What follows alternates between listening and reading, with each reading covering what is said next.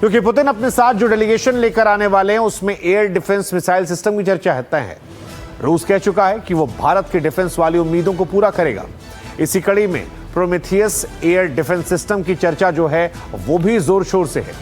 इसे सैन्य भाषा में अगर समझें तो आपको बता दें कि S-500 एयर डिफेंस सिस्टम कहा जाता है। माना जा रहा है कि जिस तरह ऑपरेशन सिंदूर में सुदर्शन चक्र यानी S-400 ने अपना दम दिखाया था, उसके बाद से भारत इस एयर डिफेंस सिस्टम के सबसे एडवांस वर्जन खरीदने पर विचार कर रहा है।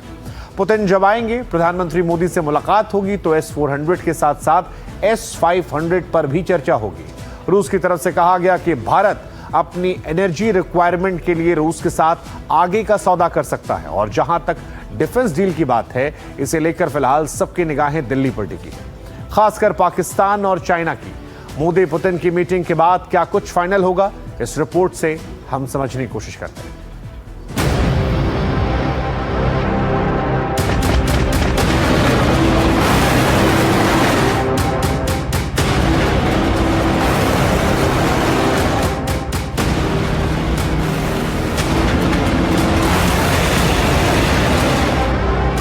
देश सुदर्शन चक्र मिशन लॉन्च करेगा।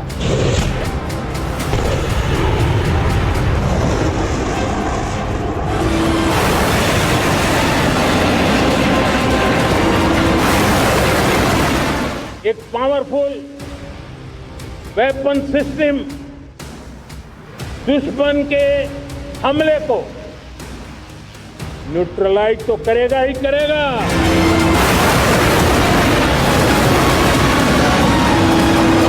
लेकिन कई गुना ज्यादा दुश्मन पर हिट बैक करेगा।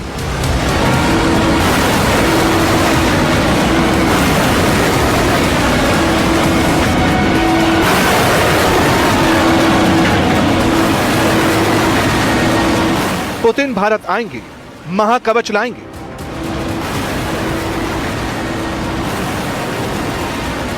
क्या मॉस्को से दुश्मनों का काल आ रहा है?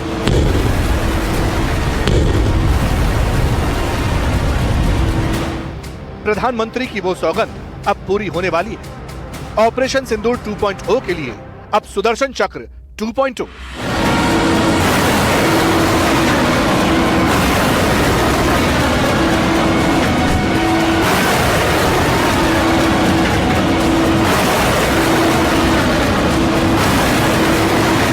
तो क्या सुदर्शन चक्र का नया वर्जन मिलने वाला है?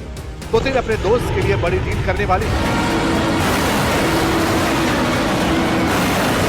आगे कुछ भी जानने से पहले देश के शौर्य की इन तस्वीरों को देख लीजिए कि कैसे आसमान का सीना चीरकर जब ब्रह्मोस दागी गई तो इस्लामाबाद से लेकर बीजिंग तक चिंता की लकीरें खींचने लगी। जिस वक्त दिल्ली में मोदी और पुतिन की होने वाली मीटिंग की चर्चाएं पूरी दुनिया में तैर रही, ऐसे वक्त में भारत ने दुश्मनों को ताकत का नया ट्रेलर दिखाया।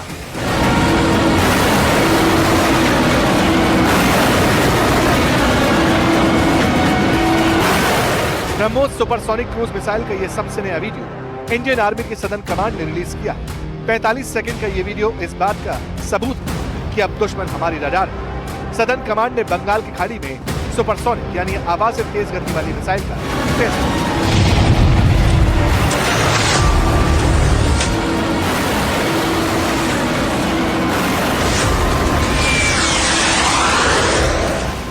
मिसाइल की रेंज 800 किलोमीटर से ज्यादा रही, यानी पाकिस्तान का आखिरी कोना भी इसकी जद में है। हल्की, तेज और घातक ये मिसाइल जमीन, समंदर और हवा में मार कर सकती है। ऑपरेशन सिंदूर में दुश्मन के सैन्य अड्डों को तबाह करने वाली ब्रह्मोस हिंदुस्तान की सबसे बड़ी ताकत बनकर सामने आई।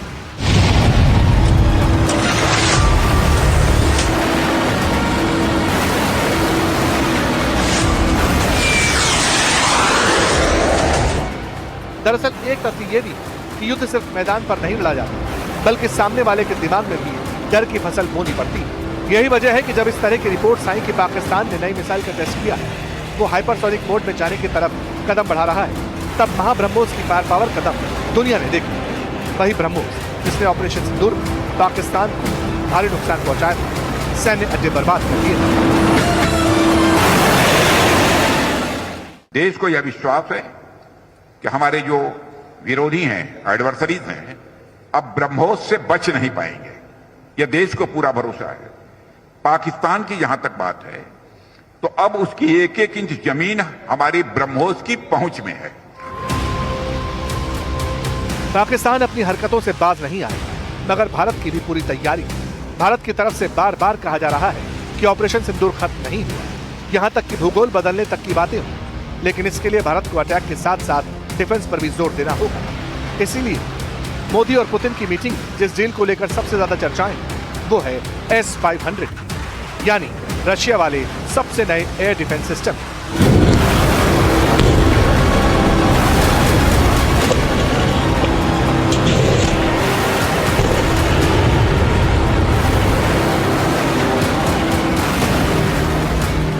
रिपोर्ट्स है कि जब मोदी और पुतिन की दिल्ली में मुलाकात होगी तब S-500 के जॉइंट प्रोडक्शन पर मुहर लग सकती है।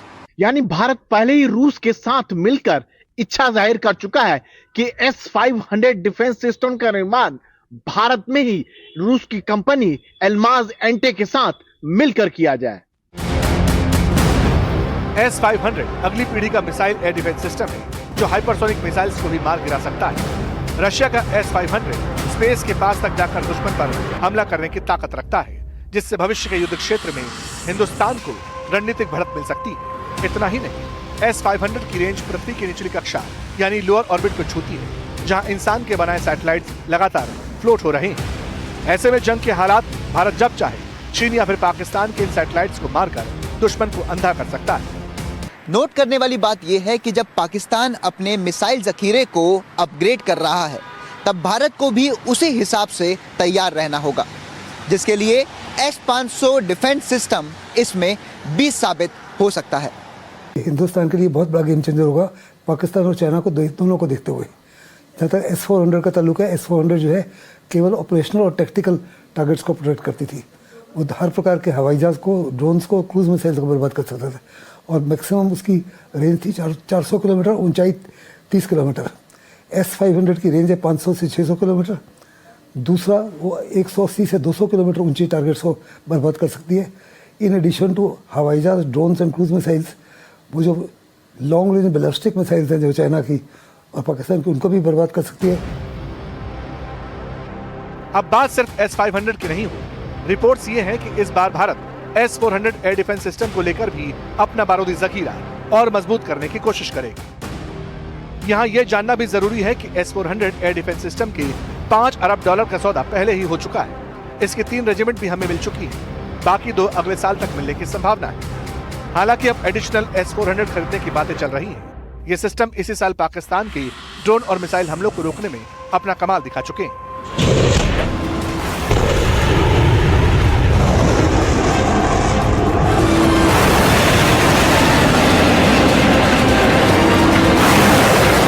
पीएम मोदी ने कहा था कि पूरा भारत सुदर्शन चक्र के दायरे में आएगा, तो क्या ये माना जाए कि S-400 का नेक्स्ट वर्जन भी जल्द आ सकता है? I have no doubt it will be discussed during the visit.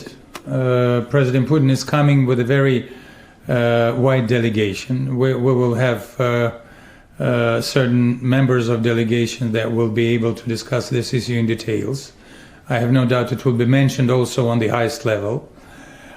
The only thing I will say that our military industry is working pretty well. बातचीत तो रशिया के साथ स्टील प्लेन यानी सुखोई 57 को लेकर भी हो रही है, क्योंकि भारत को इस वक्त 5वीं पीढ़ी का लड़ाकू विमान चाहिए। और ये इसलिए भी जरूरी है क्योंकि चीन के पास J-20 और J-35 जैसे अत्याधुनिक विमान है, स्टील्थ फाइटर प्लेन है जो रडार की पकड़ में नहीं आते। अमेरिका के पास F-35 रैप्टर है और इसी कैटेगरी में रशिया का सुखोई 57 फिट बैठता है। रिपोर्ट्स हैं कि रशिया इसकी 70% टेक्नोलॉजी ट्रांसफर देने को तैयार है। बाद में भारत में ही इनका प्रोडक्शन भी हो सकता है। मतलब है कि हम रक्षा पर विदेशी निर्भरता कुछ कम कर सकेंगे। टेक ट्रांसफर होने से ही स्थानीय उत्पादन में बढ़ोतरी होगी और सबसे बड़ी बात, अगर यह डील हो गई तो भारत की ताकत चीन को काउंटर करने के लिए कितनी बढ़ जाएगी, इसका अंदाजा लगाना मुश्किल नहीं है। Su-57s, best plane in the world.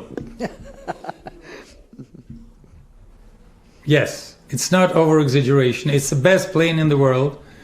And the issue of Su-57s certainly will be on the agenda during the coming visit. So let's not speak about the details. There are lots of competitors in the world, and some of the competitors are not, let's say, sticking their business to international law. So sometimes they can do bad things in order to make unjust competition. But we're standing for just competition, and in just competition, someone can hardly compete with us in this field. अब जहां तक defence sector का सवाल है, तो नए India के लिए यह हमेशा प्राथमिकता रहा है। मेड इन इंडिया को तरजीह दी जा रही है। इसके अलावा सेना की जरूरतों को पूरा करने के लिए सरकार किसी भी हद तक जाने को तैयार है, और इसमें भारत का ऑल वेदर फ्रंट रशिया कंधे से कंधा मिलाकर साथ खड़ा हुआ। अक्टूबर 2018 में भारत और रूस के बीच S-400 के 5 स्क्वाड्रन खरीदने की डील हुई थी। रूस दिसंबर 2021 में S-400 मिसाइल प्रणाली की पहली यूनिट भारत को सौंपी। अब सब कुछ ठीक रहा तो रूस के S-500 जल्द ही इंडियन आर्मी में शामिल होंगे। S-500 कैसे बैटलफील्ड में गेम चेंजर साबित होता है, युद्ध के परिणाम बदलने की कितनी ताकत रखता है, इसके लिए S-500 की ताकत को समझना बहुत जरूरी है। तो S-500 के बारे में अगर आपको समझाएं तो 400 से तुलना करते हैं। S-400 की रेंज 400 किलोमीटर है, जबकि S-500 की रेंज 500 से 600 किलोमीटर की बात है। एल्टीट्यूड की बात की जाए तो S-400 का एल्टीट्यूड 30 किलोमीटर है, जबकि S-500 का 180 से 200 किलोमीटर तक। अब अगर टारगेट भेदने की बात हो तो S-500 कैसे S-400 से बेहतर है, ये समझाते हैं। S-400 जो है वो फाइटर जेट, ड्रोन और क्रूज मिसाइलों को मार गिराने में सक्षम है, जबकि S-500 दुश्मन के विमान, ड्रोन, क्रूज मिसाइलों के साथ बैलिस्टिक मिसाइलों और हाइपरसोनिक मिसाइलों तक को मिट्टी में मिला सकता है। डिफेंस रोल की बात की जाए तो S-400 theatre air defence system से लैस है, जबकि 500 नेशनल बैलिस्टिक और हाइपरसोनिक डिफेंस सिस्टम से, यानी S-500 तकनीक और सटीकता के मामले में कहीं ज्यादा आगे है।